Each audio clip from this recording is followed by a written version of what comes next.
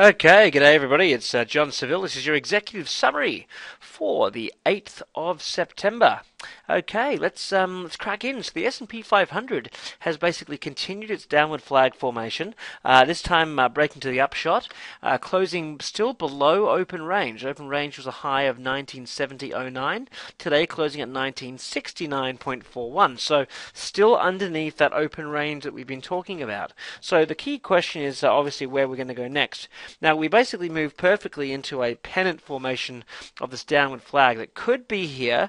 Of course, it also could come up to this trend line there. So, two possible reversal points if we had a pennant formation, and this is truly a bear flag, which it does look like so far. Of course, the continuation you can see down to this 1740 level if we break from these areas. So we kind of had drawn this out already that if we basically converge into this point, that Friday, September 11 of all days would be where we start to come into this the crosshairs of this flag. So obviously obviously an important day in America's history that everyone around the world remembers, and also a critical time for the market. So looking at as we go into where the possible where the movement's going on, let's have a look at a couple of things. On UEPS is one of the stocks we found. Okay, that's up on the screen now, and this has got some opportunity. Whoops. I'm just going to bring up this. I'm reading it directly from our newsletter, actually. So yeah, UEPS is something where we're looking for a break below the 1861 level, and we look for a drop down to about 1757. So we're looking about a buck three, and looking at a stop criteria at 1903. Now, as that would drop and we start to clear the support line, I would possibly look at holding longer and letting this drop further, but that would be the initial target and stop criteria that I'd be looking at.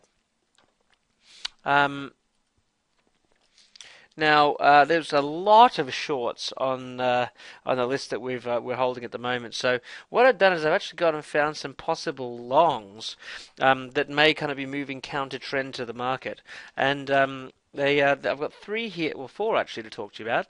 AVH, the Avianca Holdings. Now this has got these all basically look the same. You can see that they've got this long momentum down move where they're just starting to turn possibly the corner. Now the way that I play most of these types of plays is I look for a slight break of the high, or if they've already done a nice break, a pullback to the 9-day moving average. Either way, and then what I look to do is I set a stop criteria below the low of this candle, usually like a percent or two. You know, on average, it's 1.7% below the low of this candle. So on AVH, this could be an interesting long if it breaks 587, and I'd look at a stop criteria down around kind of the looking down around yeah, so 587 with stop criteria around 557. Okay, so that's what we're looking at AVH. Now, in terms of a possible target criteria, this could have a nice rally all the way up to that 38.2 Fibonacci at the minimum, which would be at 736. So looking at, say, 727 as a possible target. So from a risk-reward standpoint, basically there's a risk there between potential stop criteria and entry criteria as 30 cents. In terms of profitability, there's about $2.70.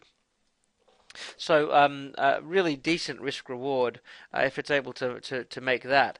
The other way to play that could be going into some options. Of course, in markets where we can see big gap downs, potentially on bad earnings, things like that, options can obviously reduce your risk exposure, because if you're buying the option, because then you only risk what you put in. So for AVH, I looked at the $5 March calls, and those are currently trading at $1.05 was the last transaction price. So that's something I'm looking at for tomorrow. The next is ANTM. Oh, excuse me, A. This is actually the one I was looking at as well, but funnily enough, the one I was going to highlight was ATNM.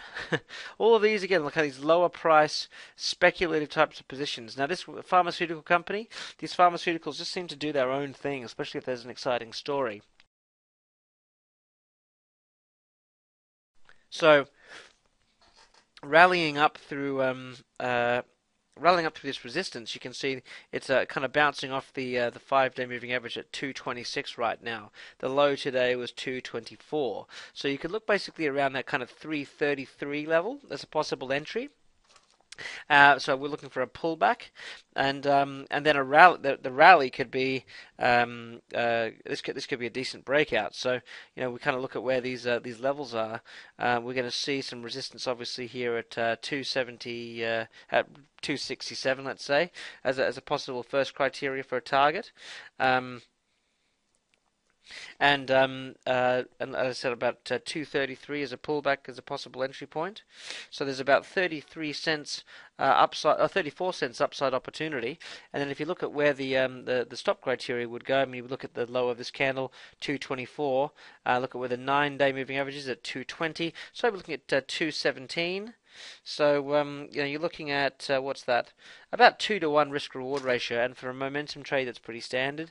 And obviously, again, we'd reevaluate that as it starts to move upwards potentially. The options I looked at on this one that I liked was the $2.50 February calls, and those are currently at at 65 cents. CYTR is the last one, and this one is this one's looking quite. I should have said it's the last one. It's the second last one, but this one is very similar to the previous stock. Again, a lot of money flow divergence. Stock is going down. This is going up. So obviously that's quite interesting. And it had a big rally today, 7.29%. Volume went from 282,000 to 919. I forgot to mention that on the last stock, the volume went from like 200,000 to 1.18 million. So both of those have these big breakouts. And once again, I mean, we'd be looking for a pullback to kind of the 5-day exponential moving average. So we're looking at that 240, 248, 240 to 251, and that could be a key entry point. So around 248 to 251. If you are a day trader and you can watch that in the morning, you may be lucky enough to get it come back all the way to the 9. It does seem to be coming back to the 9 like it did today. It did. So 242 to 246 could kind of be a better entry zone if you see that breaking down. So that's just something to look at in the morning, if you can be watching the market like that. Now, I will be, and I'll certainly be looking at sending out intraday alerts if I take many of these positions or when I take these positions. But now you know the levels that I'm looking for. So just to give you a starting point for your own research. Now, the options I'm looking at on this are the $3 calls that expire in March, and those are 40 cents. So all these, I'm looking at kind of the options as a very interesting way to go, because I can really limit my loss. But if these things explode, up $3-4, then they could be extremely lucrative potentially. So the last one on the list is CALA. Now this has got some insider buying, and this is something that I was looking at for a pullback to 606.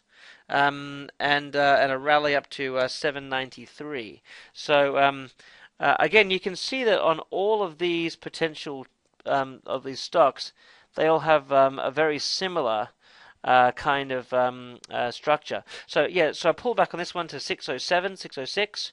I look at a rally for up to about 793, and a stop criteria at 583. So, and then the options on this one is the March 2016 $7.50 calls, which are currently priced at 120. So that gives you a bit of a broad spectrum of 4 potential longs. Now, it doesn't mean I want to go out and buy or for in heavy stock positions, I may actually just go out and buy like a contract or two of each. So that I'm hedging against my shorts. Of course, pharmaceuticals tend to be able to perform sometimes in any market condition if they've got their own key story, and that's why it's dangerous to often short a pharmaceutical that's $2 or $3 because it can announce something and all of a sudden it's $10 and you're out a lot of money. So, but with options, that's exactly what we want to happen. We want to mitigate if it goes the wrong way, but if something great happens, capture those huge percentage potential gains.